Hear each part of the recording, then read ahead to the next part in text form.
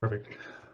Okay, I'll start then, just because I am conscious of time. So first off, I want to welcome and thank everybody who's in attendance at the moment for coming out to the meeting tonight regarding the proposed changes to the environmentally sensitive development permit. ESDP is the acronym, areas, and our electoral areas A, C, D, E, H, F, and I. Sorry, out of order there. For those who may not know me, my name is Christopher Garish, and I'm the planning manager with the regional district. And then also helping me tonight with the electronic end of the meeting is Fiona Titley, who is one of our land use planners. And I also see that we have a number of electoral area directors in attendance as well. So I just want to mention that. For the agenda tonight, I do have a fair few slides that I'd like to run through. And then I'm proposing to open the floor for questions, which I'll try my best to answer. And if I'm unable to, I'm happy to follow up after the meeting tonight. And so for those unfamiliar with our public information meeting format, this is a semi-informal meeting. And it's different from our more formal public hearings in that staff are available to answer questions and engage in dialogue with people in attendance. For those who've been to our public hearings, you know it's very different. It's more formal. It's more just an opportunity for people to say if they're opposed or in support of amendments. So somewhat different than tonight's meeting. I will also mention, and for those who were here early, you probably heard that we're recording the meeting. I'm hopeful that we can get it posted to the project webpage later in the week. But having said that, despite the recording, there are no minutes being taken of the meeting. So if there's comments, concerns, or any other points that you wish to put forward to the Regional District Board for their consideration, when the amendment bylaw comes forward for first reading, staff or myself are asking that please submit those in writing to us, and ideally before the end of the week, so that we can have those included for the board's forthcoming agenda. If you're curious how to submit written representations, we do have feedback forms on the project webpage, and I'll post a link to that page towards the end of my presentation. We're also quite happy to accept emails, and I have an email address that actually I was going to post it, but Fiona, if you're able to, while I do my presentation, if you can put our planning address in the chat window for people, we're happy to get emails. And so with that, I will now start into my slide presentation. So I do have a bit of an outline which, well, I guess gives an overview of some of the points I'll be touching on tonight. I won't go over these now, but for those reading at home, you can see basically what I'll be touching on. So jumping off to the first section, section 1, development permits, what are they? So again, for people who are not familiar with our land use planning authority at the regional district, you know, basically everything that we do in the planning department is governed and outlined in the Local Government Act. It's this legislation that allows the Regional District Board to create development permit areas. And a development permit area can address a range of issues. I know we're talking about environmentally sensitive DPs tonight, but that's not the only one that the board could choose to create. If it so felt, it could do protection of farming, which we do have in one of our other electoral areas, DPs governing the development of resorts, greenhouse gas reduction targets, protecting development from hazard lands, and then obviously environmental protections. So the Act requires that when the board considers creating a new DP area, that there's 4 things that need to be done. So the first and most important is we have to state what the purpose of the development permit area is. And so in this case, we have a fairly broad objective, and that's to minimize the development, or sorry, to minimize the impact of development on the natural environment for the ESDPs. Now, having established that objective, we then have to state the guidelines that we as a local government will use to basically inform landowners of their obligations if they happen to find themselves in this DP area. So in this case, the guidelines for the ESDP speak to a number of things. I'm not going to touch on them all here, but you know, basically protection of various environmental values such as grasslands, rocky outcrops, wildlife corridors, wetlands, riparian areas, etc. Also importantly, the guidelines set out that we will be relying on a professional reliance model to help with that, which I can touch on later. So the third requirement for these DPs is we then have to list off the triggers for you know, what requires a permit from the regional district. So again, in the context of the ESDPs that we're discussing tonight, that's subdivision, building permit activity, and land disturbance and vegetation removal. So those are the three big triggers. And then finally, we have to have a map of the areas in which we're applying these DPs. Now, I want to touch on briefly section 2 here, the 2017 amendments, which have kind of led us to the current proposed amendments. So between 2014 and 2017, the regional district undertook a review of the Esdp area. There's a whole lot of history here that I won't go into in detail tonight, just because of time constraints again. But for those who are interested, there is information on this for the linked on the project webpage that you can review. In a nutshell, though, the issue that brought this review forward in 2014 was basically concern that ESDPs at that time may not have been meeting the board's objective of minimizing the impact of development on the natural environment. The concern was more specifically that we had maps for our various electoral areas that showed large areas, that had been designated as environmentally sensitive.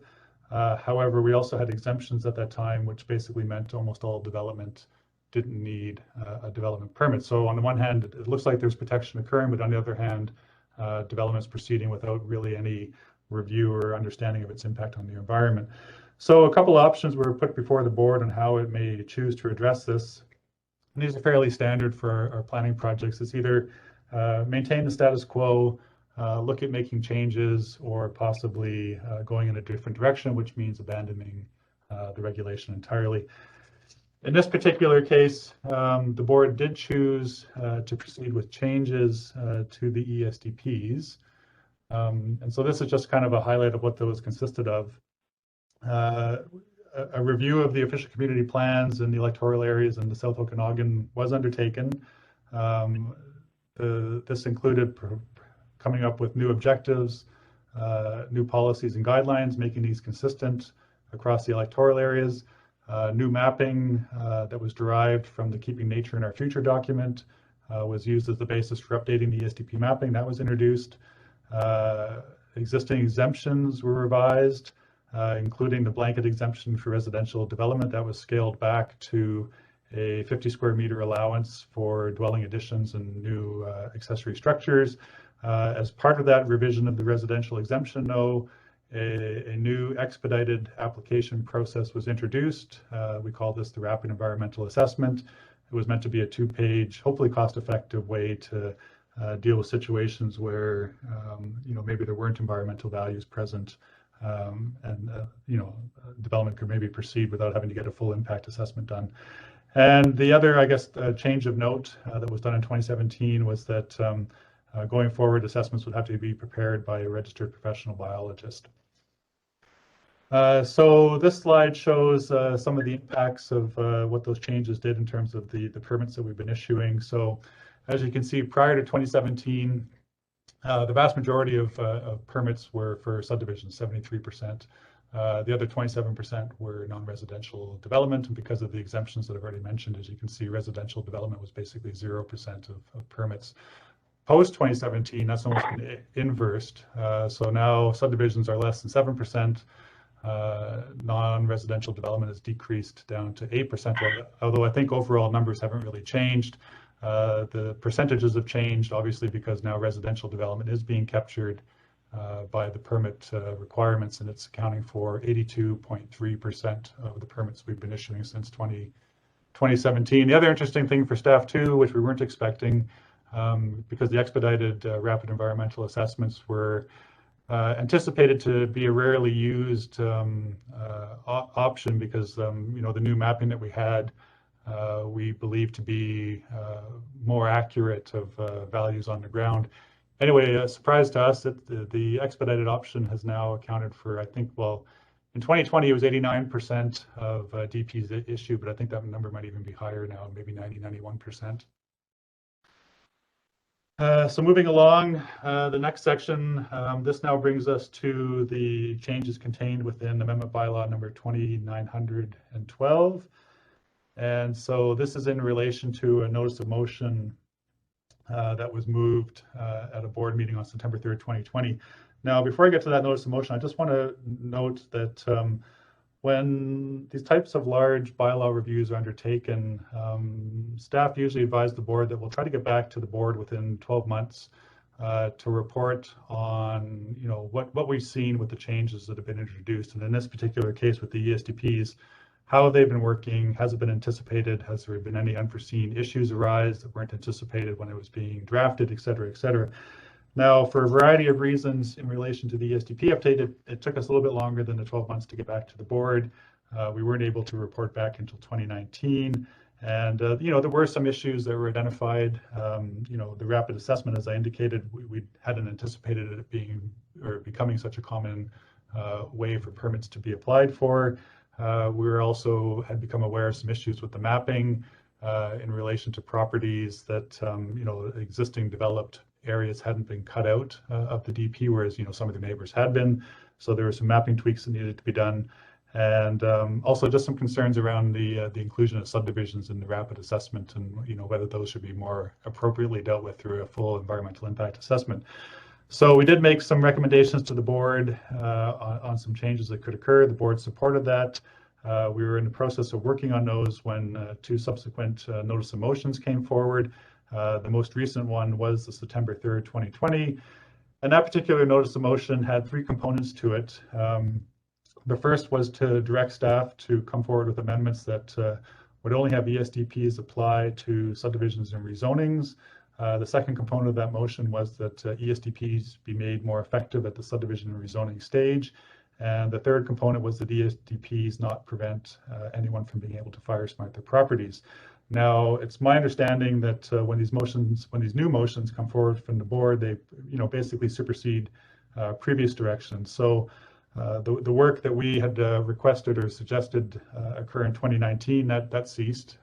So the mapping changes, the revisions to the rapid assessments no longer were occurring. And then the other notice of motion, which I won't touch on because it's not really relevant anymore, but there had been a request from the board for staff to explore the possibility or the feasibility of bringing in-house someone capable of doing assessments in order that could be provided to property owners at a potentially more cost-effective rate. There's no more work being done on that one as well. So moving on to the next slide. So I'm just going to go through now with these following slides to address the 3 points of the board's notice of motion and how we're responding and why what's in the amendment bylaw is there. So with the first one, just a technicality. So ESDPs aren't actually triggered by rezonings. Usually what happens at a rezoning stage is we have separate authority to ask for environmental impact assessments if we think they're warranted. And when we think they're warranted, well, our thinking on that is informed obviously by the mapping that's available to us. And in this particular case, we do have the ESDP mapping, which we do rely on. So if we see a property under application for rezoning is in an ESDP, the rezoning doesn't trigger the need for an ESDP, but we can certainly use the ESDP mapping to ask for an environmental impact assessment. So we do that. So there's no need to make any changes in relation to rezoning. Before I jump on, the change to subdivision is actually quite a very straightforward and simple tweak of the guidelines. For anybody who's looked at them, there's a section that states what types of developments triggered. As I indicated in the previous slide, it's subdivision, building permit, and land disturbance. To have ESDPs only apply at subdivision means you simply delete the references under triggers to building permits and environmental disturbance, land, earthworks, etc. So that's very easy. The second component was to make ESDPs more effective at the subdivision and rezoning stage.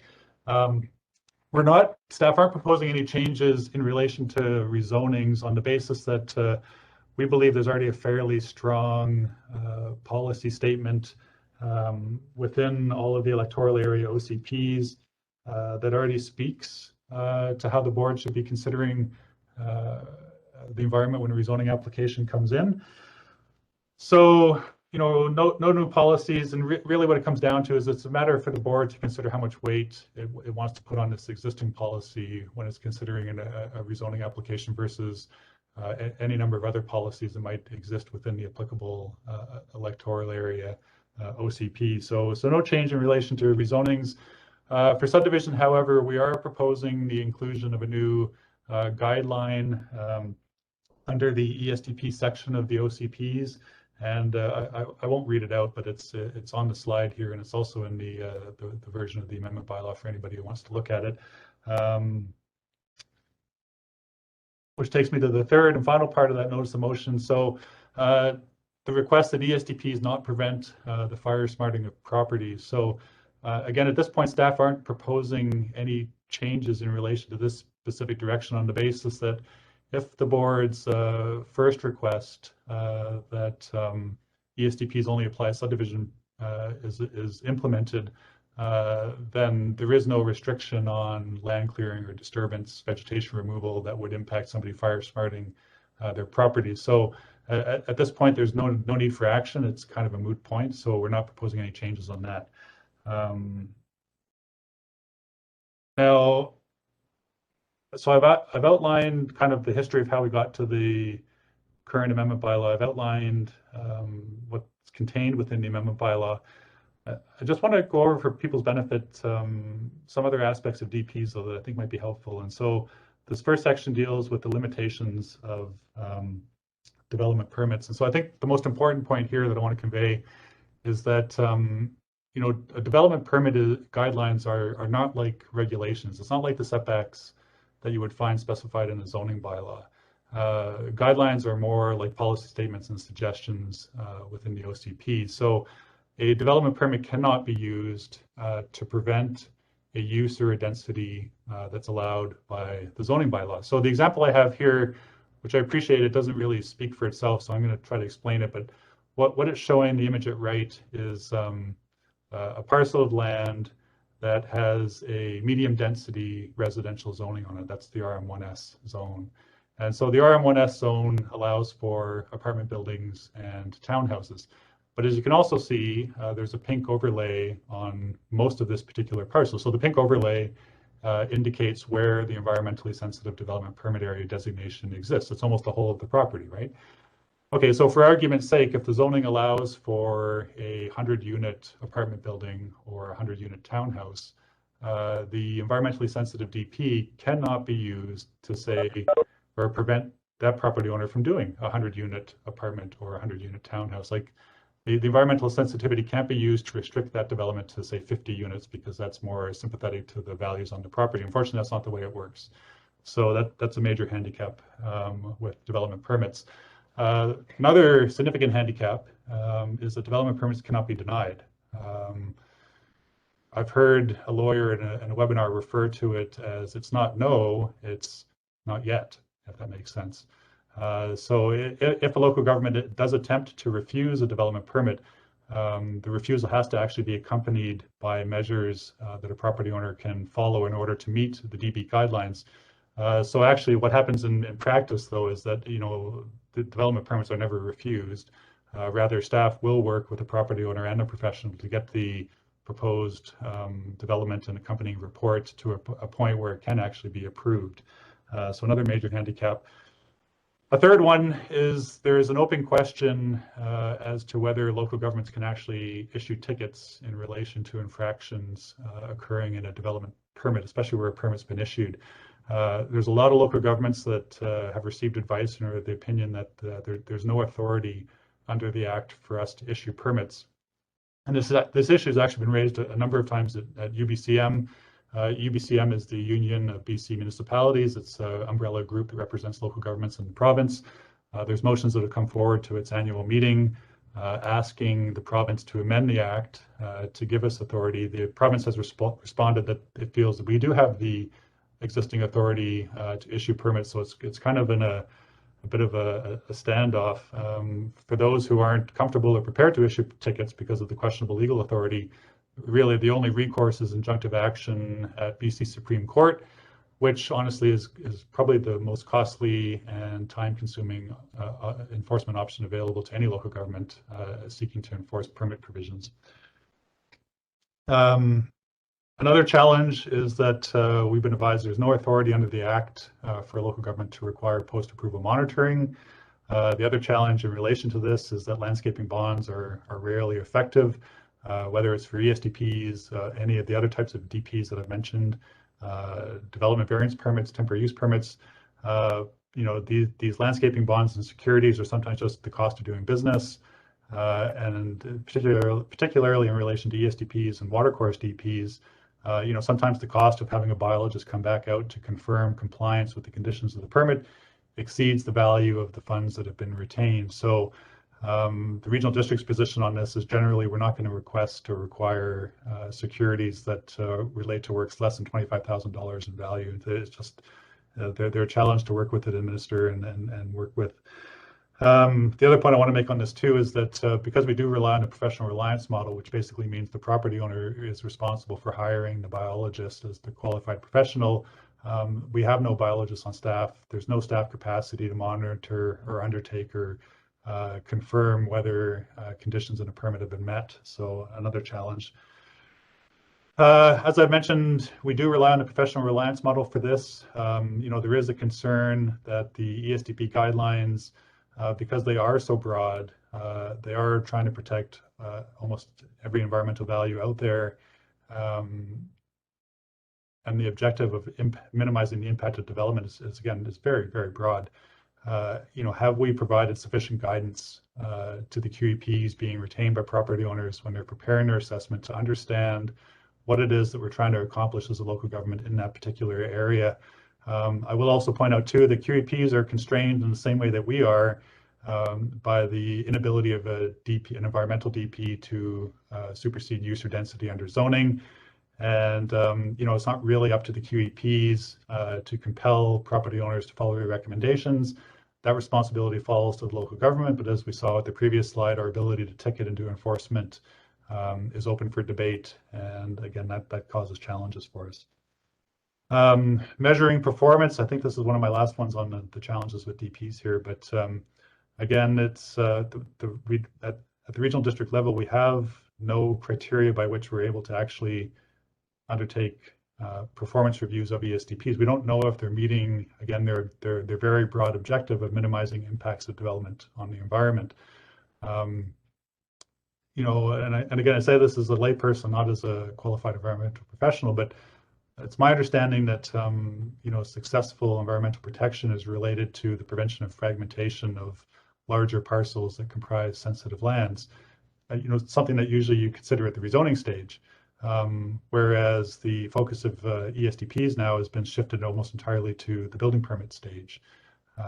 So again, when our focus on our energies and our time is spent dealing with building permits, and I have some examples I'm going to touch on in subsequent slides, we're concerned that we're not actually we've lost our focus here. We're not actually sure if we're achieving anything in relation to environmental protection. Finally, anecdotal evidence that we're aware of has suggested to us that the benefit of ESDPs may not be in actually minimizing impact of development on the environment, but that it's in educating property owners of the values on their property. I'm not saying that's not a benefit, but it's not actually what the purpose of the ESDPs is. The other anecdotal evidence that we hear or have heard recently is that the benefit of ESDPs, or at least the measuring criteria, is that there's a high symbolic value to them. Whether or not they're actually achieving anything on the ground is a different story. History of DPs, I want to touch on this because it is important. There's been some feedback we've received that I think this might address.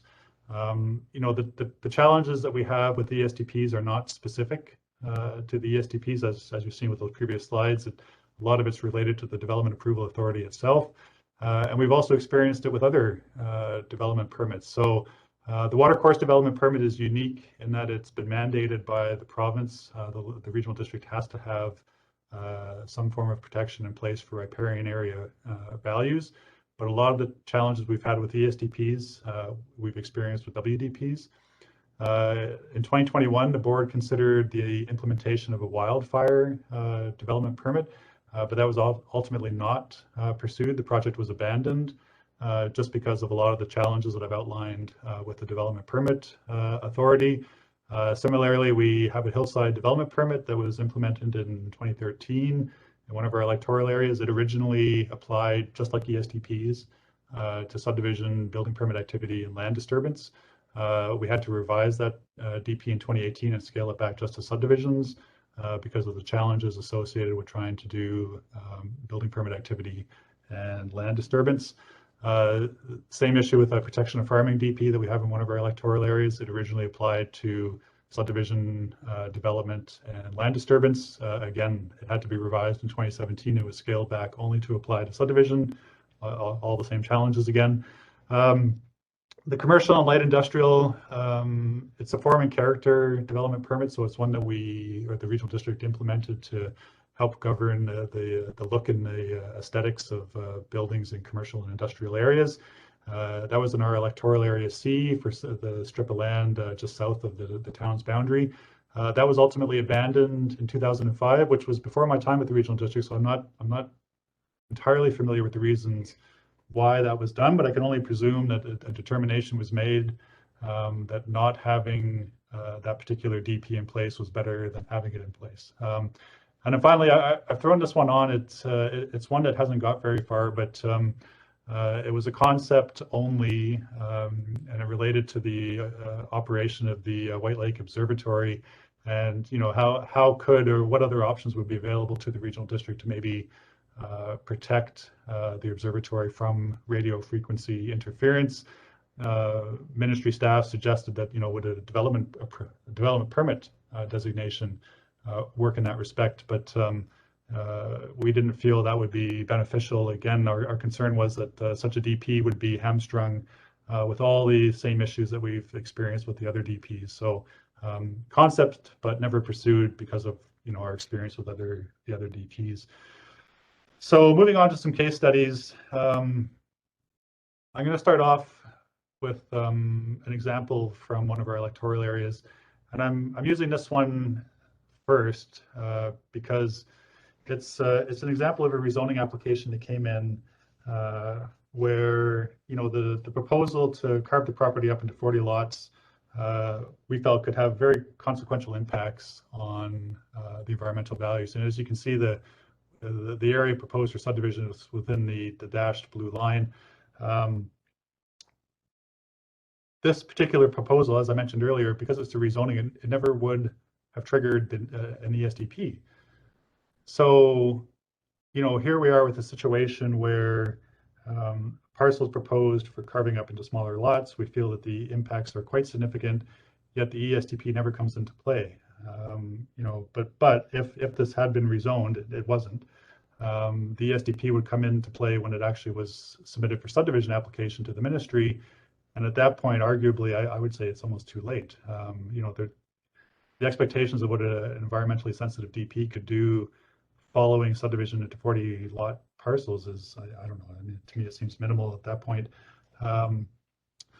Now, the next few examples here speak more to how we've experienced the changes since 2017 at the building permit stage. So this is an example of a property owner who wanted to do an extension to their house. And as you can see, the proposed extension went slightly into the pink layer, which is the Esdp, and so then triggered the need for an environmental assessment to accompany the building permit. At a staff level, it's not clear to us the benefit of requiring an Esdp in this particular situation, but it's illustrative of the time and the effort that we're now spending since 2017 on some of these building permit applications. Similarly with this next example, so this is a very large parcel. It's over 300 acres in area. We had an application come in for a building permit for a single detached dwelling on this parcel. I believe the footprint of the dwelling was about 280 square meters. And we actually spent a lot of time with the property owner and their qualified professional discussing whether the location of that house was the best spot on this very large parcel, which again, what I'm trying to emphasize here is the amount of staff time and effort that are going into a discussion that to us, we don't know if this is the best use of our times in terms of trying to protect the environment, or that a DP is actually going to accomplish very much in this particular situation. This particular example is one where we'd actually issued an Esdp for a property, and the owner undertook a gravel extraction operation that wasn't actually supported by the issued DP. It came to our attention through enforcement. We reached out to the property owner. They had their QEP come back on site. And I mean, these are very challenging for us, again, thinking of the limitations that I outlined earlier in terms of what can be done going forward. At the end of the day, the QEP recommended certain mitigation happen. An amended environmental DP was issued. There was no need for further enforcement action, which for us, if we wanted to pursue that, probably would have been through BC Supreme Court. But I suspect that gravel pit is still there. Like there's very little that can be done in terms of trying to remediate that site and taking it back to the way it was before the action occurred. Oops, I lost my here. Similar to this example, this is one where the existing zoning allowed for a rock crushing facility. So again, it's a use of the property that could not be prevented by an ESDP. The property owner felt that they needed to clear an area of land in order to have that use undertaken. That was done without an ESDP. It came to our attention through written complaint. We reached out to the property owner. They engaged a QEP. And again, the question at this point becomes, well, what can actually be done now to rectify this situation? It's not going back to the way it was before, because of course the use that this has been done to support is allowed by zoning. So I think at the end of the day, the QEP made some recommendations in relation to mitigation. A development permit was issued, and away the property owner went, and that was that. This last one is just a series of 3 slides, and again, it shows the challenges of trying to protect the environment with the DP when zoning allows for certain uses to occur. So this is a property that was environmentally sensitive. The owner wanted to plant parts of it to vineyard. A permit was issued in 2008 to allow that to happen. Last year, an expansion of the vineyard was undertaken in contravention of the previous DP. We worked with the property owner and their professional. A revised site plan was prepared. It was all good. It showed, the new areas that the vineyard was going to occur, the areas to be preserved and retained in relation to the riparian values and the environmental values. But unfortunately, the property owner had to undertake more plantings, which then triggered the need for more amendments and the loss of environmentally sensitive land. But again, it's for an agricultural use, which is allowed by zoning, and there's very limited options for the regional district in these situations. So in summary, from staff's perspective, there are significant challenges with the Development Permit Authority, whether it's environmental protection, hazard lands, protection of farming, wildfire, you name it, it's a challenge. We are concerned that the DP, well, it's not clear to us that the DP can limit the impacts of development on the environment, which is the objective to begin with. And again, that gets back to the predominant role of zoning in these situations.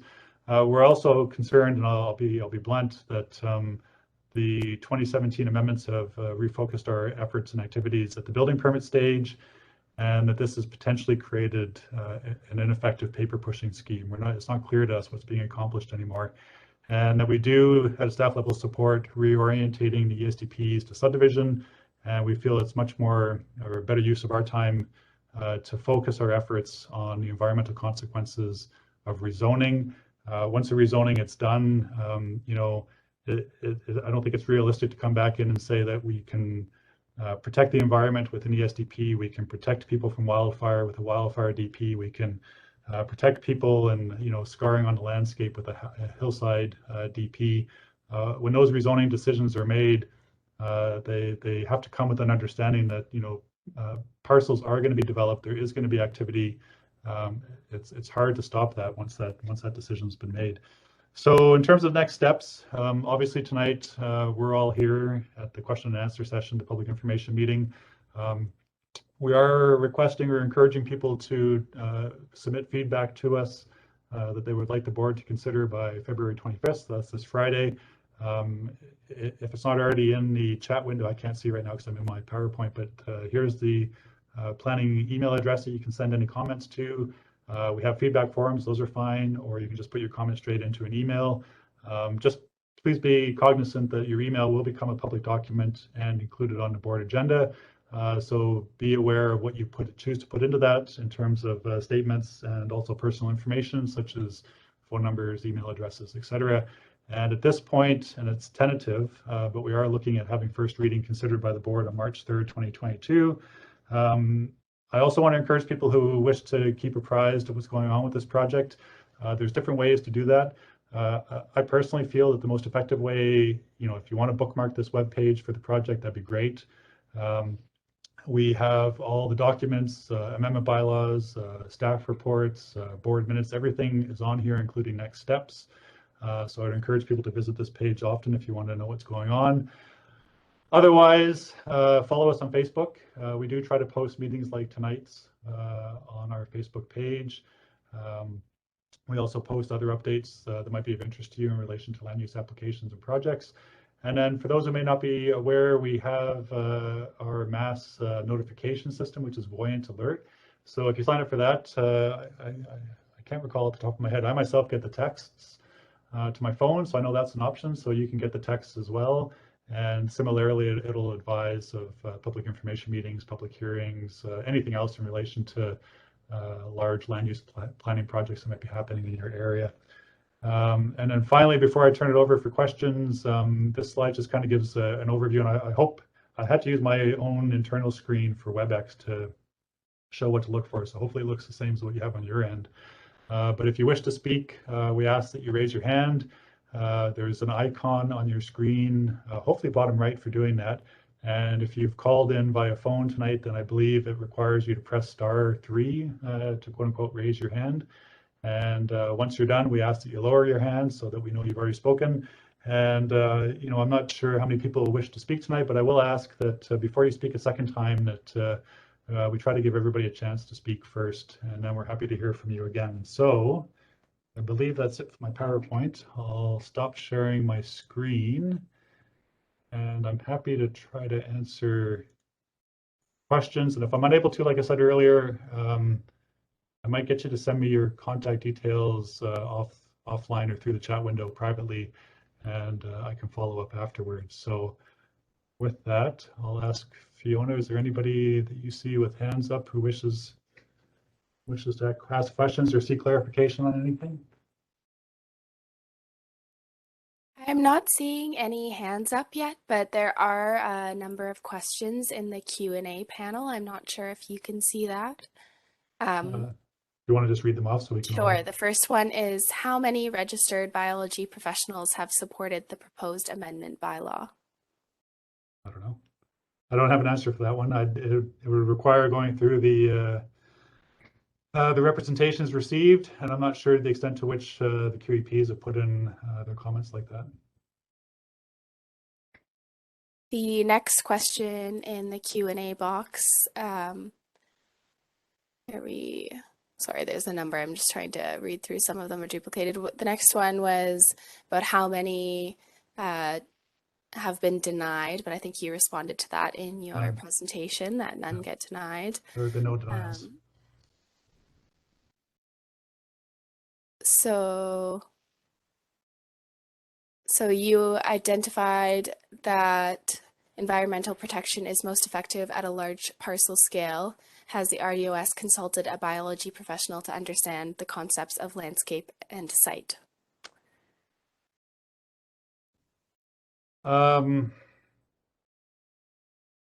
well, if this answer doesn't help, I mean, feel free to rephrase your question. But as I was indicating before, so when rezoning applications come in, and if they're not already accompanied by an environmental impact assessment, and we see through the mapping available to us that there are environmental values on the property, then staff have the ability to ask for that environmental assessment. We do it as development approval information. If the applicant pushes back on that request, they can appeal it to the board and explain to the board why they feel that's an unreasonable request. So I would assume that in relation to that question, if we've asked for an environmental impact assessment in relation to a rezoning, then we're getting that type of an assessment, but we're not going to be asking for it broadly in relation to the whole of an electoral area as part of an OCP, if that's what you were getting at. But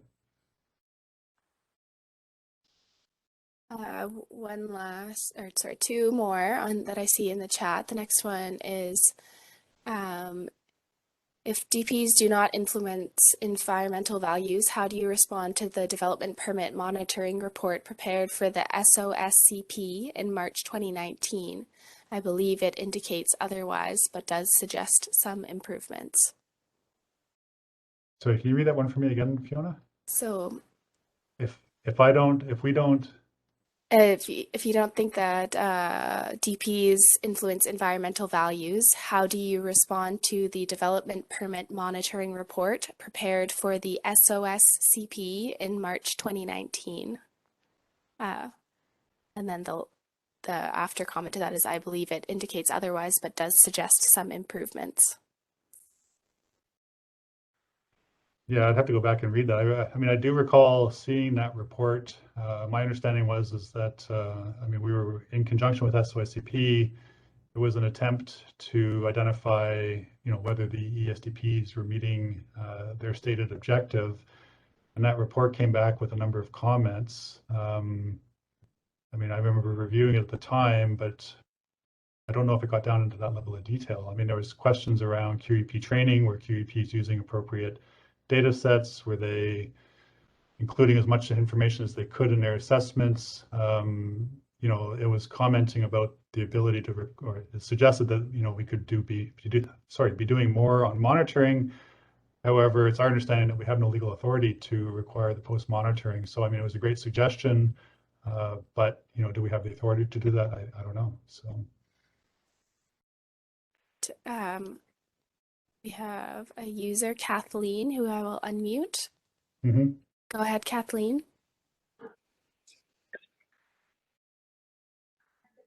Are we good? Yes. Okay, cool. Our concern is about the actual science. What impact does disturbing soil have on these habitats that are sensitive?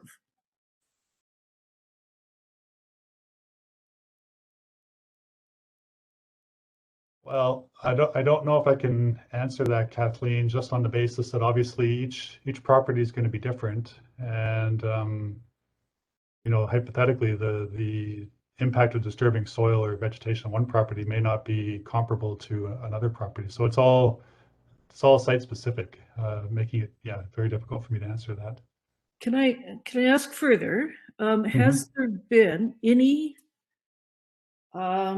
civil engineers, geotechnical engineers, landscape architects or builders involved in feedback on this, particularly around subdivision development, or for that matter, building permits? Any one of those folks could provide significant information on the level of disturbance in the land that happens when a subdivision is developed. You could get this information from Ministry of Transport as well. I'm just suggesting that, well, all of this chat about protecting habitats has not recognized for one sentence the amount of land disturbance that happens when you develop property, and the extent to which that happens. So if we're really dealing with science here, can we actually specify what that science is?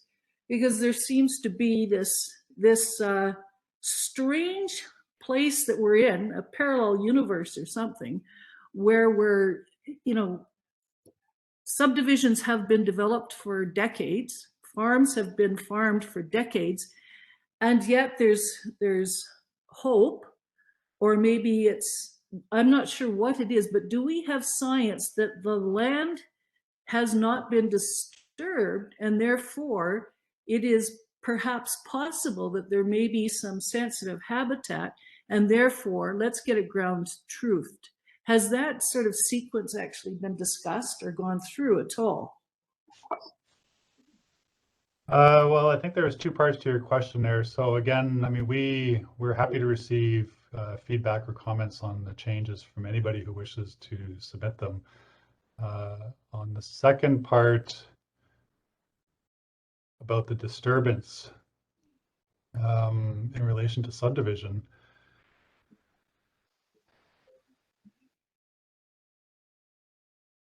Yeah, I mean, again, it's hard for me to answer because I know obviously there's parcels out there that, again, what do I know? I don't know the whole history of these parcels going back 100 years, 150 years, but Just potentially try 30 years. Try 30. well, if they've been disturbed within the last 30 years, I suspect it's generally in relation to residential development, agriculture, forestry, resource extraction, or something else along those lines. I mean, is there a more specific example that you're thinking of? Well, yeah, very clearly, and you are aware, certainly, because you've had lots of feedback on this from Anarchist Mountain, and the fact that through the subdivision development, there were 3 very extensive studies done, environmental studies by environmental professionals, and that led to all kinds of decisions around setting in place individual lots for residential development, which strangely enough, it is zoned for.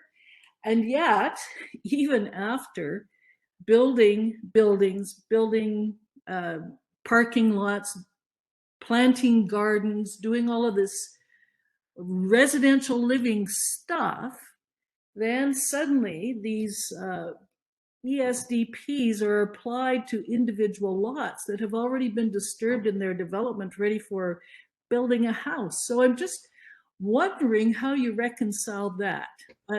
I'm just wondering where the science is.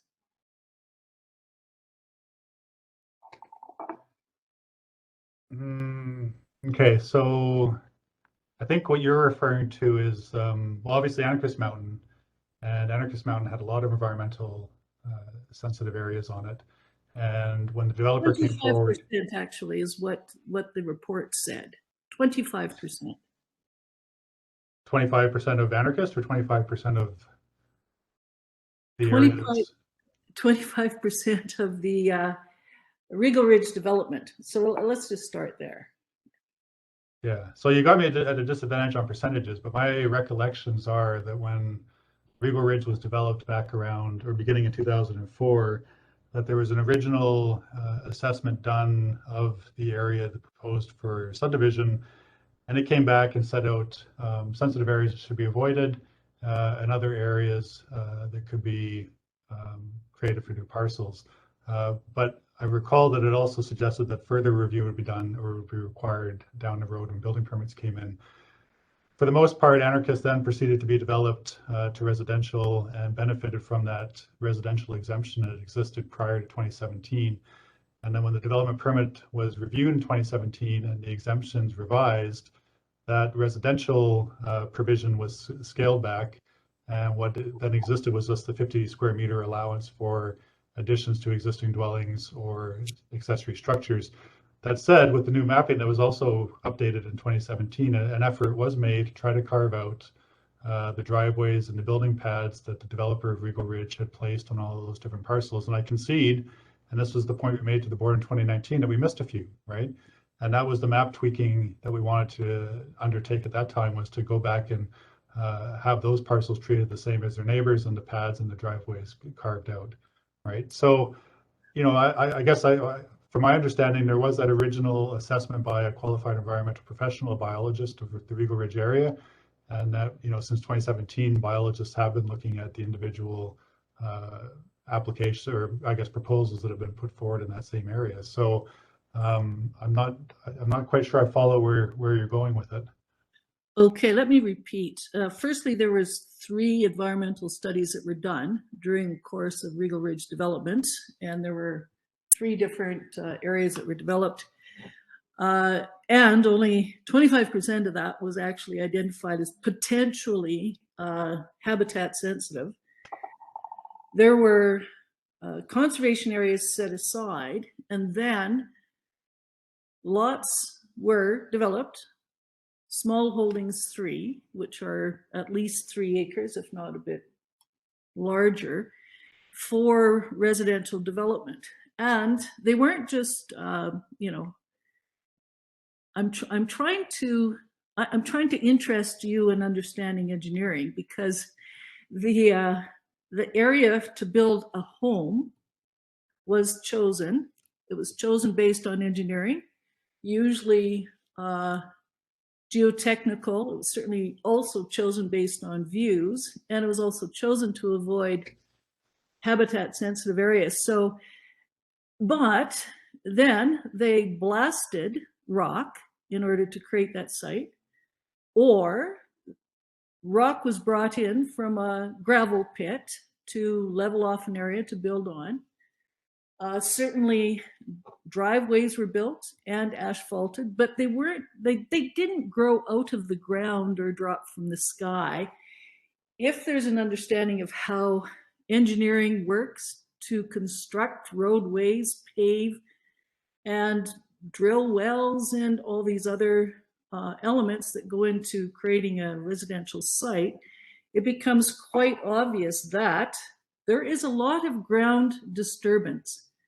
So we're not clear, and perhaps you can tell us, Mr. Garish, where this mapping came from, but certainly on the ground information suggests loudly the mapping is incorrect. It does not at all capture the amount of disturbance on the site. So what we're wondering is this idea of protecting habitat just a fantasy, or is it based on science, or does disturbing the soil not have any impact? Yeah, I mean, in the interest of giving other people an opportunity here, because I'm struggling to understand what you want from me on this. My recollection is that, yes, Adrian walked that property a lot, and his location or determination of the location of those building pads was based on views. And it was my understanding, and I stand to be corrected, but that in a lot of instances, his establishment of those building pads preceded the environmental assessments that subsequently came along afterwards. And I think we're on the same page that, you know, what I was saying towards the end of my slides was that when these types of decisions such as Regal Ridge are made, and the decisions made to allow for 1 hectare parcels, there's consequences to that, and that includes the disturbance, the driveways, the subsequent development to houses and septic fields, and you know, it's very difficult to come in after the fact with a environmental DP or a wildfire DP or a hazard land like a hillside DP to try to make everything right again after it's already been decided to carve it up into 1 hectare parcels. But that said, I mean, and we can, and I'm happy to talk with you further about Regal Ridge offline, but getting back to the actual contents of the amendment bylaw and the direction that the board is proposing to go in with the ESDPs, do you have any other concerns about that or comments that I can try to help clarify any aspect of that, or? I appreciate the dance, but you really haven't answered whether or not disturbing soil is a problem. You have answered that it is zoned for what it is now developed into, and you have answered that with that zoning, certainly residents, property owners purchase property for that reason.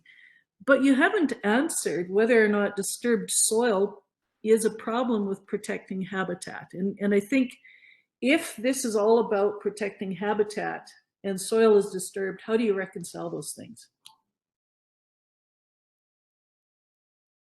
Yeah. Follow up with me offline, Kathleen.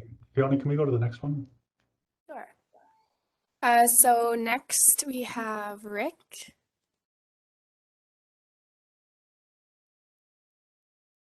If the part of the problem that since not all sensitive ecosystems are equal, perhaps too much of the landscape has been blanketed with Sorry, Rick, I'm having a hard time hearing you. You also are cutting out. I'm missing parts of your question. Sorry, I don't know how to prove that. I'm speaking directly. Perhaps I'll try typing this in.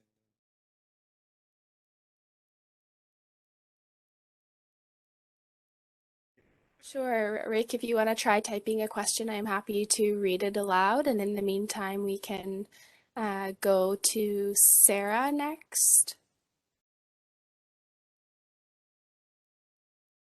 Go ahead, Sarah. Oliver. Thanks, Fiona.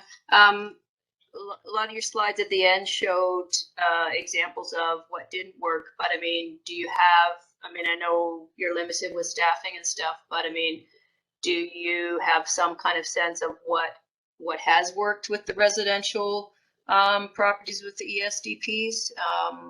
I know it's hard to do follow-up, but I imagine there must be some examples of where it's been effective.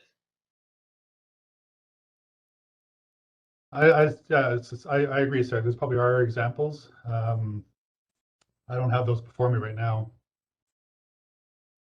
I mean, I just think before you get rid of the residential thing, I mean, obviously by your numbers in some of the reports, there's more and more residential building permits issued, and there's going to be more of an impact with the increase in development on these landscapes. And I think the residential stuff should stay in. Obviously, there's some problems with it, but I think, you know, tweaks should be made. Maybe mapping at some places needs to be updated, but you know, just to gut this when, I mean, we all know how many rare and endangered species there are down here. South Okanagan's a hot spot, and we've just got more and more development. And I just think it's real shame if that's you're going to remove the residential part from the ESDP. So I just wanted, anyway, I just wanted to know if you had any kind of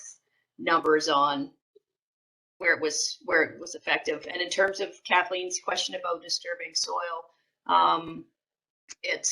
I mean, you're removing vegetation when you're disturbing soil. Depending on what kind of vegetation it is, it's going to have different impacts on different species or different plants. If there's a rare plant there, obviously it's going to remove the rare plant. So disturbing soil has lots of impact on all kinds of different species. Sure. Thanks. All right. No, thanks for the comments, Sarah. And I mean, if you haven't already done so, I would encourage you to submit those to us in writing so that we can bring them forward for the board's consideration. Thanks. All right, I'll read off the question that Rick just put in the chat. So it says, not all SEs are equal. Can the classifications be refined and the most sensitive habitats be incorporated into OCPs? SONC is concerned that the planned changes to the bylaw will lead to abandonment of the SE approach. Well, yeah, certainly. I mean, certainly there's other options for the board to consider. I mean, I think there's a strong argument to be made with the current ESDP that it is almost too broad. And I mean, it's very difficult, at least at a staff level, for us even to explain to people, given all the things that it's trying to accomplish, you know, what's relevant to their land. I will say, and I think this is one of the, sorry, and I should have mentioned this when Kathleen was asking earlier, the origins of the mapping. So for those who aren't aware, the mapping came out of the Keeping Nature in Our Future biodiversity strategy. And so, as I recall, it's based on a number of different provincial and federal data sets that were combined or used to create the layer in the mapping for Keeping Nature in Our Future, which then became the basis of the mapping for our ESDP area. As I further recall, the areas that were designated as ESDP were the high and very high value areas in that Keeping Nature in Our Future mapping. All right, I will go to Margaret next.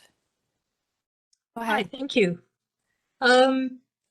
You talked a lot about problems with making this an effective policy, and when I was looking at the information you presented earlier in the slideshow, I went to Regional District of Central Okanagan. I see that they do have monitoring, and they have people post bonds so that monitoring can be done. And I was just thinking about the fact that, this is a smaller regional district population-wise, and we do have Vernon, the North Okanagan Regional District, we have the Central Okanagan Regional District, and which share sensitive habitats, maybe not quite as much as we do, but I think there is real value in, first of all, doing a thorough assessment of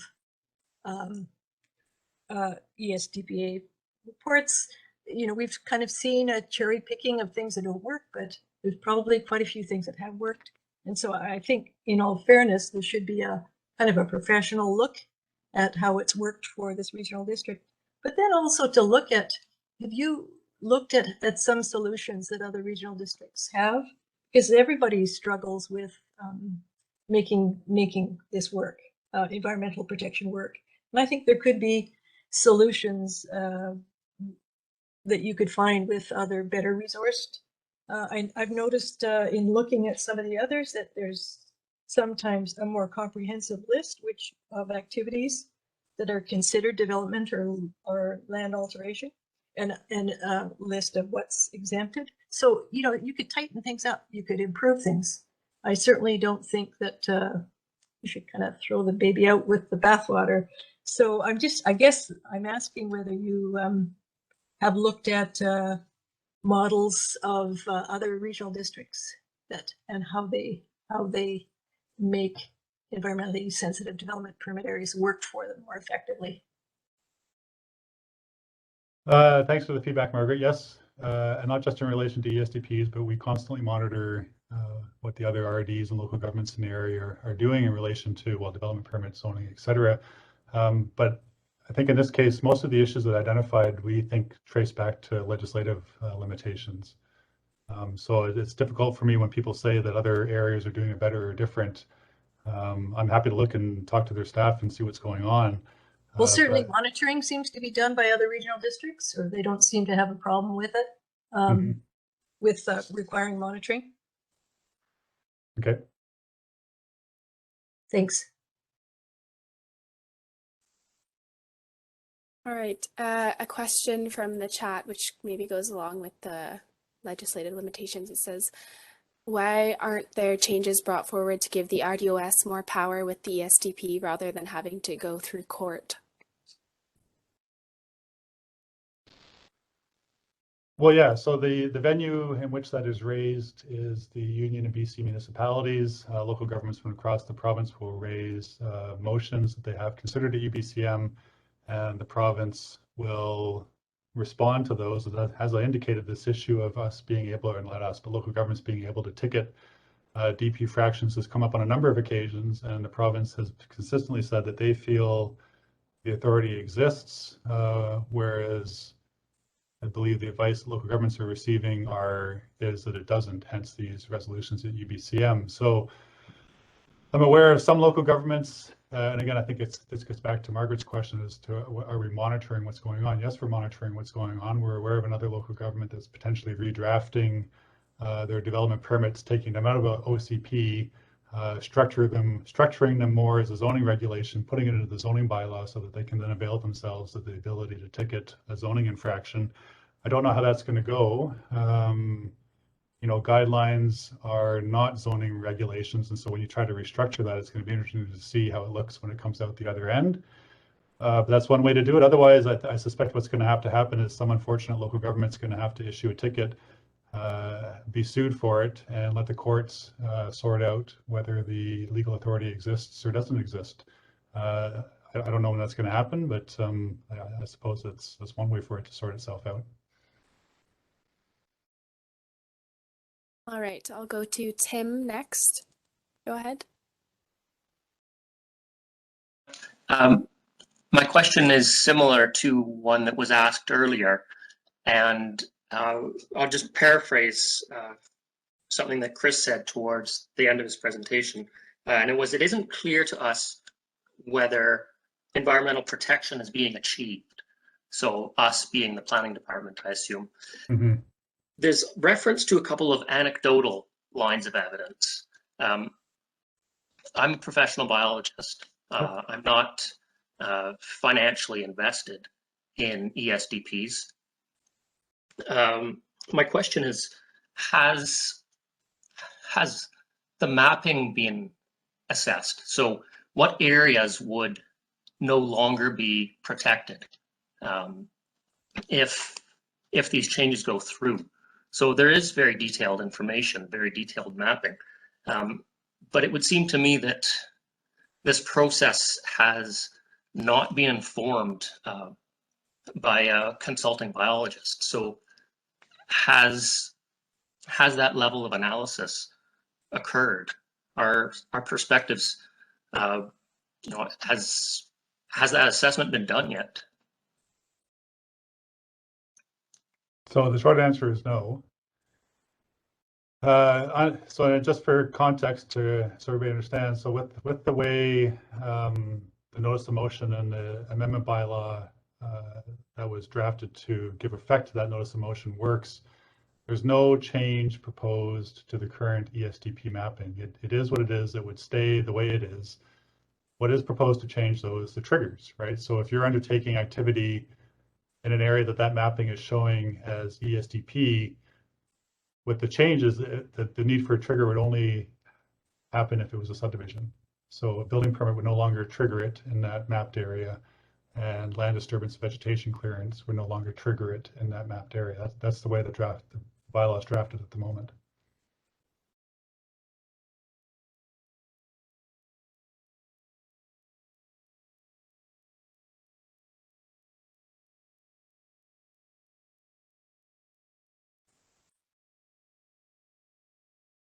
All right. I don't know, were you looking for Tim to respond to that at all, or should I go on to the next person? You just noted he's muted again. I'll have to Okay, that's fine. give him How about permission you? if he's to unmute.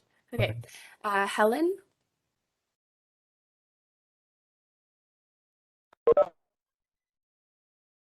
I have a somewhat simplistic question. I guess my question is environmental protection the right thing to do? And then the question is, because it is inconvenient, does that make it no longer a viable proposition?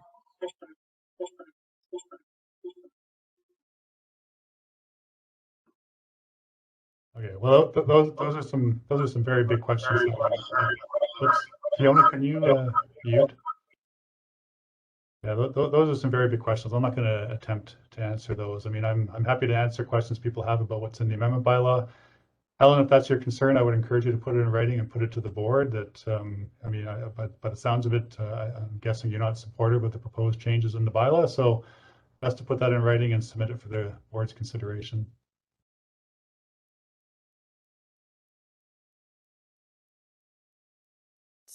I'm just looking through the chat. I still see some hands up. Oh, I see a new one. All right, Al, go ahead.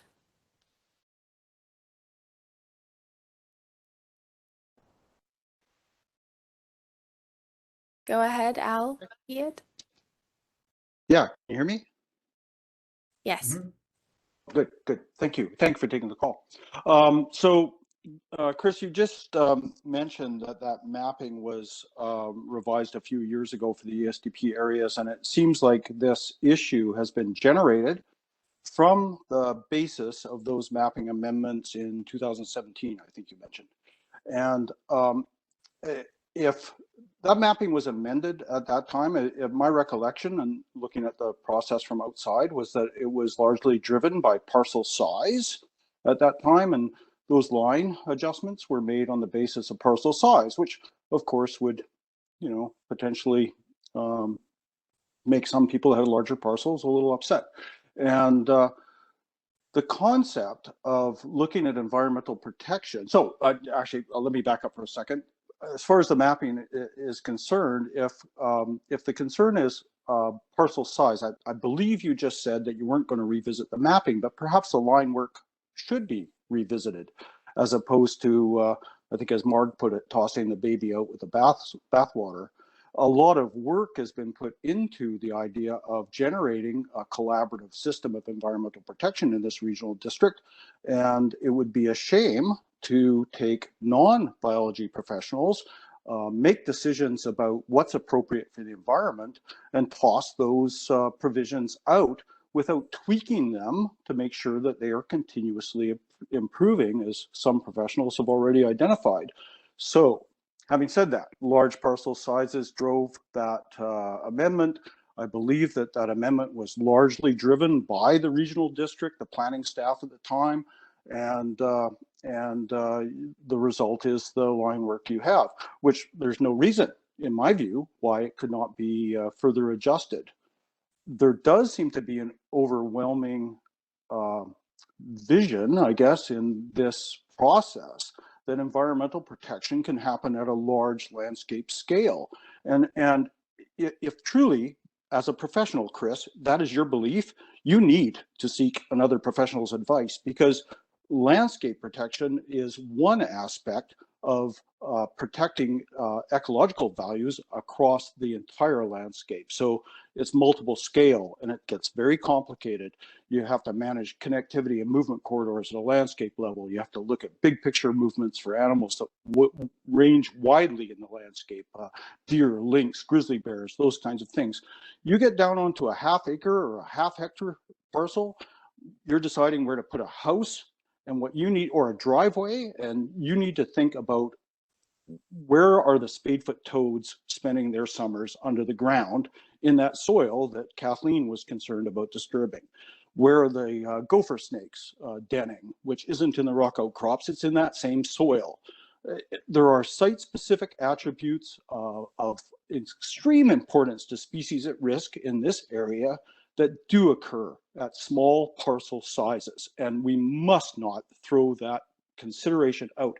There are biology professionals, they're every bit as qualified and professional as a geotechnical engineer. If you're going to build a house on a rock face, you're going to want a geotechnical's experience. You're going to build a house in a spadefoot toad habitat, get a biology professional's experience. Thank you for allowing me to say that. Okay, thanks, Al. I know you've already put comments in previously, but as with everybody else, if there's anything you want to add, I'd encourage you to get it in hopefully by the end of the week. I see a few other comments in the chat. One says, if the ESDPs are going to be amended to only subdivisions, does that mean when applying for a residential building permit, there won't be a need for an ESDP? It seems the most impact is with new subdivisions and not individual homes in already established subdivisions. Sorry. Yeah, I won't speak to the second part, but for the first part of that question about the need for a ESDP, a building permit, no. If the changes in the amendment bylaw are adopted, the building permit would no longer trigger the need for an ESDP. And another from the chat, what are the chances in the near future will the pink zone be pushed back to 100 meters from a dwelling in order to comply with Firesmart recommendations? No, so as I've indicated previously, there's no changes to the mapping schedule proposed, but you know, with the proposed revisions to the triggers, if land disturbance and vegetation clearance isn't a trigger for an ESDP, then people doing fire smarting wouldn't be caught up in an ESDP requirement. So I hope that clarifies. A question from the Q&A box. Seems that efforts to protect the environment are difficult, so the amendment will give up much of the effort. It would be good to hear what you think the board should do to strengthen its ability to protect the environment. I appreciate the question, but I'm not gonna answer that. The board has passed a notice of motion asking that this be done, so we've prepared an amendment bylaw that reflects that. Our previous, well, anyway, I'll leave it at that. I see we have a few hands up. I'm not sure if they're leftover hands, so a reminder if they're leftover to please, and you don't have any further comments, to please put your hand down so I know that you don't have anything else to add. If you'd like to speak again, then I'll go around and give people a second opportunity.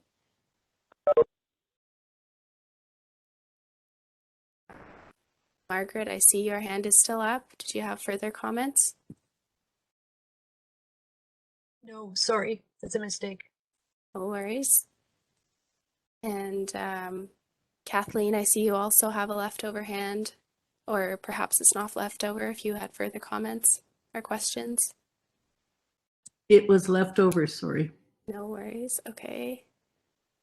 And last one that I see a hand up is Al. I'm not sure if, again, if it's a leftover hand or if you had more questions or comments? I think it's a leftover. I'm not seeing, just gonna have a final monitor of the chat, but I'm not sure. Oh, one more popped in.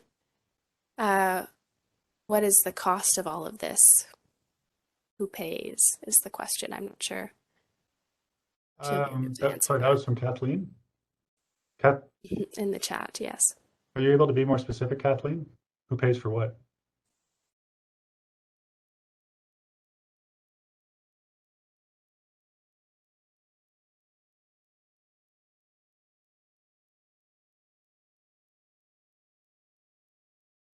I'm assuming she's typing.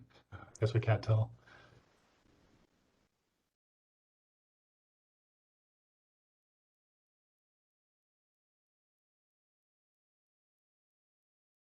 I'm not, I don't, Okay.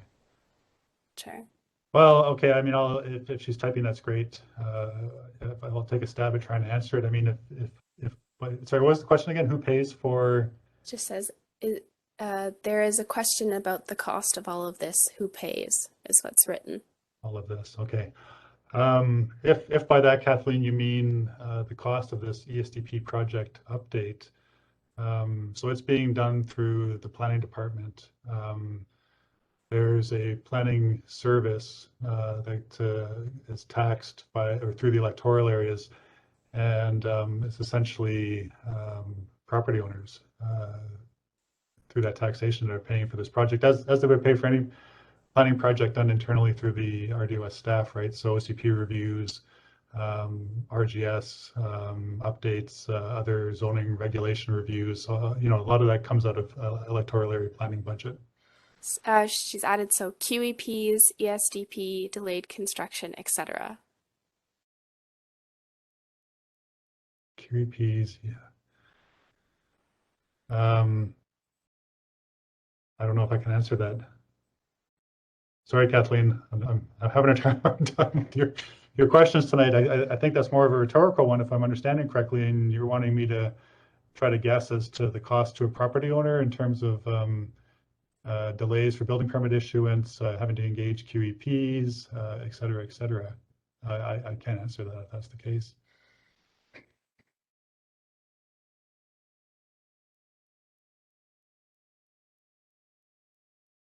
Next one. Can you explain the notice of motion process? Usually it means someone is going to bring a motion forward. Has the motion passed? Yes, the motion passed. And I know this, like we did a electoral area A official community plan bylaw review in 2019, and I know this came up during the open houses that we had for that project. So I'll just restate it here. So what's done by bylaw can only be undone by bylaw. So the ESDP area and the changes that were done in 2017 were done by bylaw. So the fact that a notice of motion passed is great, but it doesn't mean that we just stop applying the bylaw. We can't do that until we amend the bylaw, hence this amendment bylaw number 2912 that we're proposing to bring forward for first reading. So until the ESDP is formally amended through the adoption of a new bylaw or an amending bylaw, the current regulations stay in place, despite the notice of motion having been approved by the board. So, but we're working on it because the notice asked for these things, and so we've been trying to bring it forward.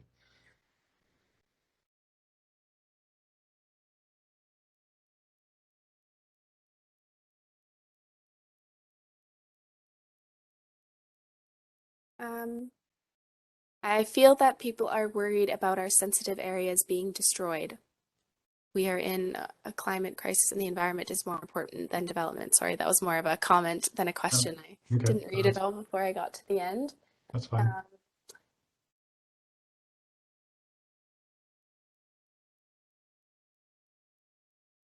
Not seeing any new hands or further questions. Oh, one more from Michaela. What does all of this mean for a single family dwelling existing homeowners?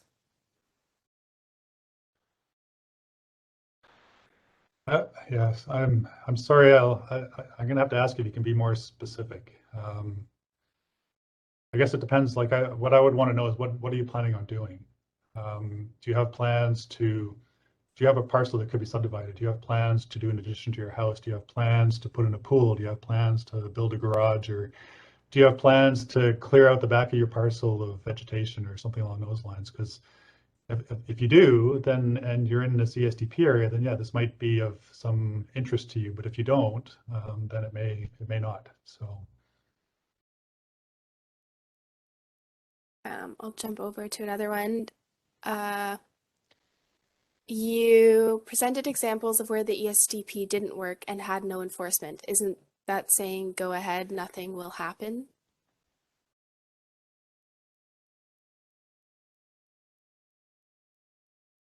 Well, that this question comes up a lot at our counter and over the phone. And my response to people is, I mean, whatever you're like, I guess it depends on your risk tolerance, right? I mean, it's not like we don't have any option. It's just we have a very costly and time-consuming option, which is BC Supreme Court. So if somebody feels that they've got a green light here to do something without proper approvals, I mean, be aware, there is always the possibility that the Regional District Board could resolve to pursue enforcement action through the courts. In which case, then that you might find yourself in that situation. So. Michaela added on to her question that she's concerned about property tax increases. I know that this wouldn't have any implications, I don't believe, for property tax increases. Next question is, what is the potential timeline for the approval of these amendments? I can't speak to approval timeline. All I can commit to is that we're tentatively working to have first reading of the bylaw scheduled for the board's meeting on March 3rd. I can't commit to that until the agenda is formally released, which would be Friday afternoon. So at that point, if the report makes the final cut for the agenda, it would be March 3rd. Just check, yeah, March 3rd, which is the Thursday. But keep in mind, even when the bylaw comes forward, the board has options, right? So the board has the option of considering first and second reading, and if they approve that, they would likely direct staff to schedule a public hearing. And after the public hearing, we would bring the bylaw back for third reading. But the board could also resolve to defeat the bylaw, in which case the proposed amendments would be dead. Or the board could resolve to defer consideration and ask staff to do any number of things, right? Or they could even send it back to committee. I mean, there's multiple different options or scenarios that could unfold on the 3rd. So I can't speak to adoption, but yeah, first reading, knock on wood, March 3rd.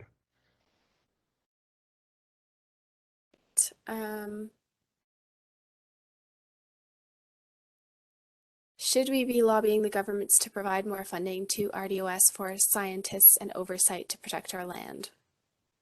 I'm not sure. So I mean, from my perspective, what I feel comfortable responding to that question is that I feel that there's legislative issues in relation to the Development Permit Authority. I don't know if the development permits are a strong tool, and if the province, or I guess if there's a desire to see environmental protection happen at the local government level, that they certainly should be considering giving us better or different tools to work with. if I were to apply for a building permit tomorrow for a new house within an Esdp area on an 8.5 acre lot, would it trigger an Esdp? Yes. Has the Rdos consulted with a professional biologist or environmental lawyer to review the proposed changes? I believe you sort of touched on that earlier, maybe? Well, the proposed, I mean, I guess I'm not sure what you're getting at with the question. I mean, it's a legislative drafting issue, putting together a bylaw. So yes, I mean, we probably did consult with our lawyers in terms of the wording. So that part's been done. Did we consult with the biologist? No. We received direction from the board through the notice of motion. So that's what we're responding to.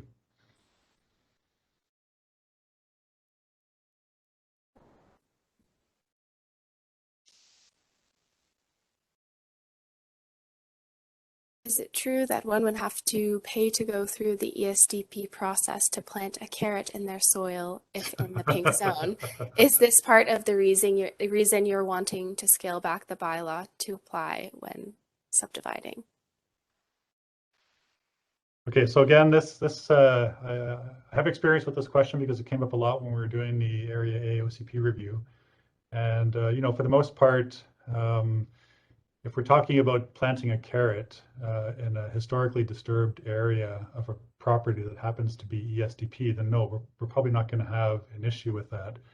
However, and there was examples that I've used in the past and I didn't use tonight, where we had a situation where a property owner put in a garlic farm, or proposed to put in a garlic farm in an ESDP area, and they cleared the whole thing out.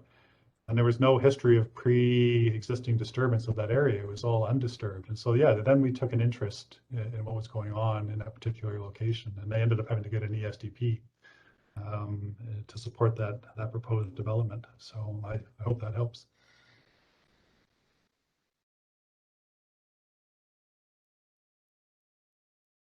Just looking through our chat again, please feel free. I've seen some other people prompt me for people's questions if I've missed them, because sometimes they pop up while I'm reading another and I don't notice. So if you've seen one that you'd like answered, you can type in their name or follow up. But I don't think I'm noticing anything new. I see one more from Kathleen. The Ministry of MA and BC Housing are collaborating on removing impediments and costs to housing. How does this ESDP on private lots impact this? I can answer that. This is not being, these proposed amendments are not being pursued in relation to that separate project at the ministry level.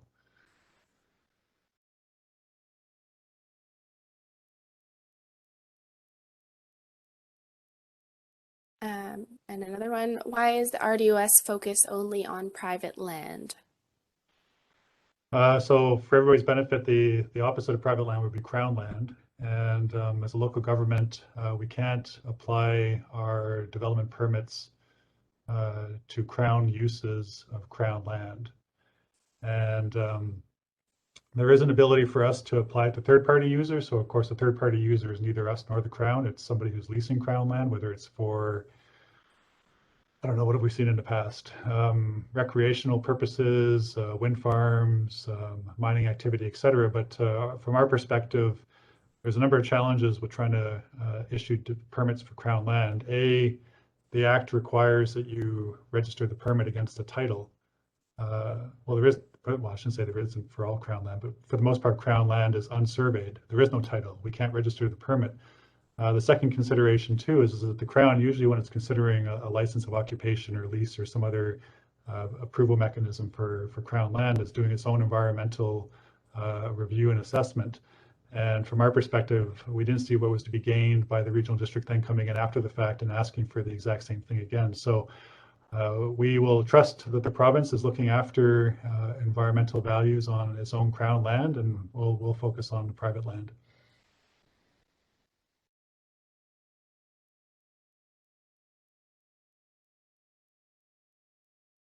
Is environmental habitat only on private land, or is this just jurisdictional? Well, I hope my previous answer clarified that, but I'm going to go out on a limb and suggest that sensitive land is on private and Crown.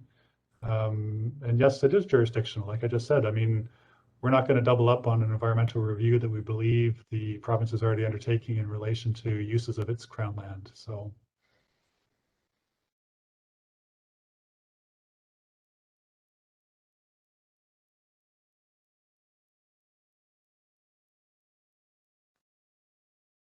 I'm not seeing any new questions pop up. I'm seeing a couple of comments in the chat, and for those leaving comments, perhaps we'll remind you again to send your comments to our planning@rdos.bc.ca email address so that they can be reviewed by the board. So they may not be things that Chris can comment on or have an answer to. Yeah, well, that's a good point, Fiona, too. The chat window is, I'm not even sure if we have the ability to generate a list. Well, I'm sure we do, but anyway, there's no intention to bring the chat window forward as a submission to the board. Again, as I said at the beginning, we strongly encourage you to put in your comments either on our feedback form, which you can drop off at the office, or you can email us through our planning email account, and we'll make sure that those are considered by the board if we receive them in time before the end of the week. I see that Sarah has her hand up again. Okay. Thanks, Fiona. Yes. Yeah, there was a question from Tim, and I had the same one as well about whether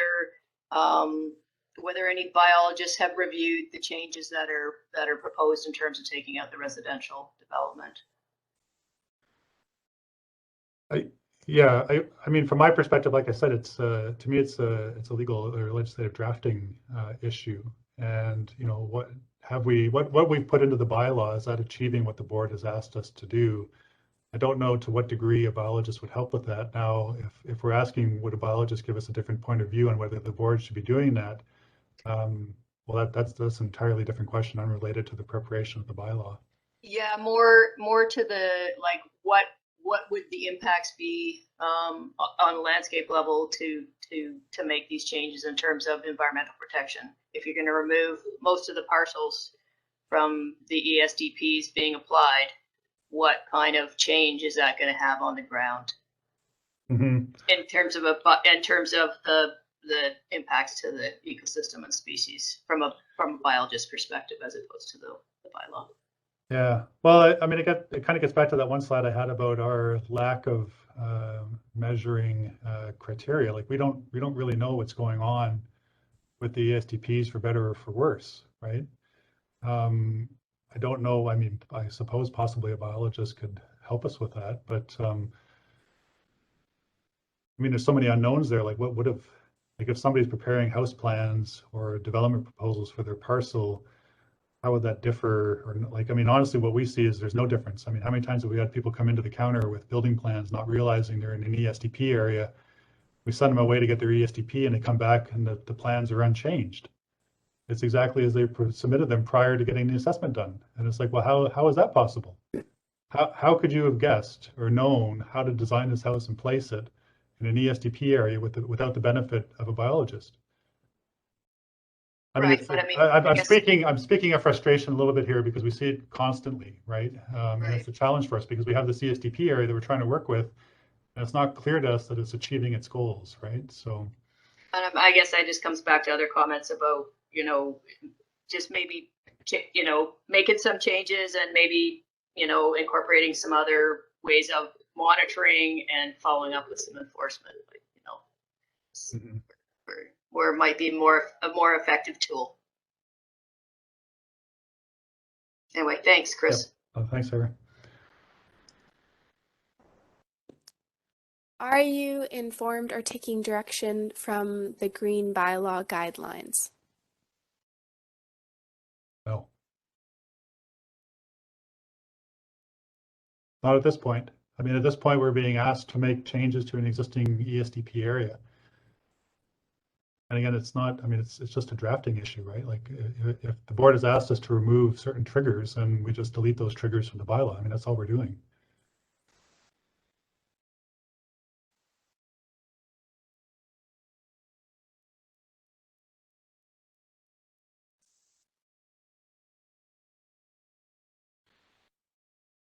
I see we're at 8:30, and I believe, Fiona, when we notified the meeting, we said 7 to 8:30. I mean, we're happy to stick around a few more minutes if there's questions. I just, I've got to get off the phone here. I've okay. got to get back to this meeting. Okay, thanks. But I was going to say, like, if there's anybody out there who's potentially or maybe not comfortable asking in public questions or concerns about the ESDPs, again, by all means, we're happy to talk offline about this and answer questions or clarify things. So please reach out, and we can try to help you out. I will maybe post our email address and also a link to the webpage again in the chat once more, because it's probably gotten lost at this point. That'd be great. Thanks, Fiona.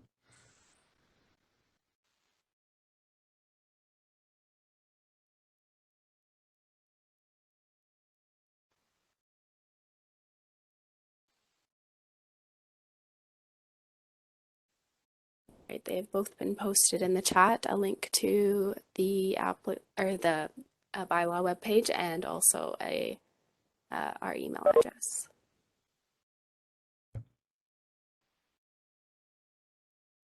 I can see Al still got his hand up. Al, have you got more comments, or is that still the leftover from last time we checked?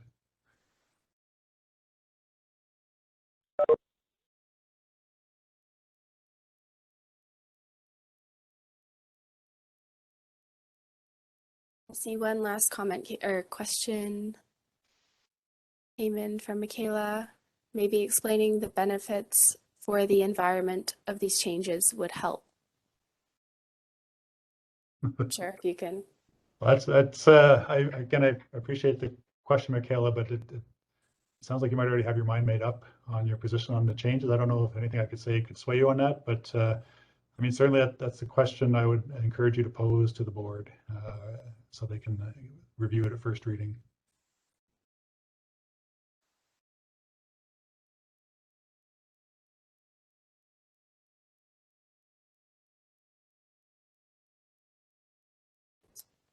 Well, it looks like we have some people slowly logging off. We've lost a few over the last few minutes.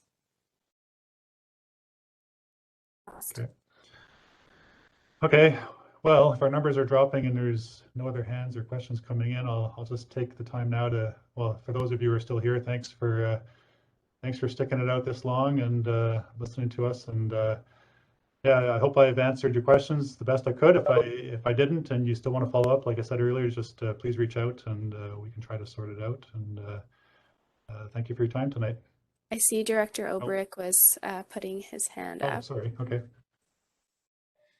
Yes, and thank you very much to Chris and Fiona for tonight. I see a question from Scott Smith, who asks if one of the directors, complete distraction is what it says, is representative of the behavior of other board members. And I just wanted to speak for myself and say no. I've paid attention. I've listened to all the comments. I appreciate them so much. And I think that's likely the case with other board members. That question, I think, is important. It's important. I think at the board, we need to listen. And I think if we don't show up, how do we listen? So we have to show up first, and then we have to listen. And I think we have to be respectful when we listen. So to Scott Smith, who asked the question, I'm answering it and I'm saying, no, I don't think that's representative of myself. And I don't think it's fair to maybe other members of the board, but boy, I take that comment real seriously. And thank you, Scott. That means a lot to me. Thank you. For that, I'd like to thank Director Obrick for that comment. I was distracted by a call from a constituent that had a fairly serious issue, so I took precedent with him. Thank you. Yeah, and I've neglected the directors. I would also like to thank them for taking time out. And Director Canola raises a great point. I know you're all busy and demands on your time, and you know, this is a pretty good turnout for the meeting tonight. And I know constituents appreciate when you're here to listen. So thank you all for attending. And if we're there, well, 8:38. If that's it for the public, are we all good to call it a meeting for tonight? Yep. I think so, Chris. Thanks, Chris and Fiona. Thanks, everyone. Thank you. All right, with that, we'll call it. Thanks, everyone.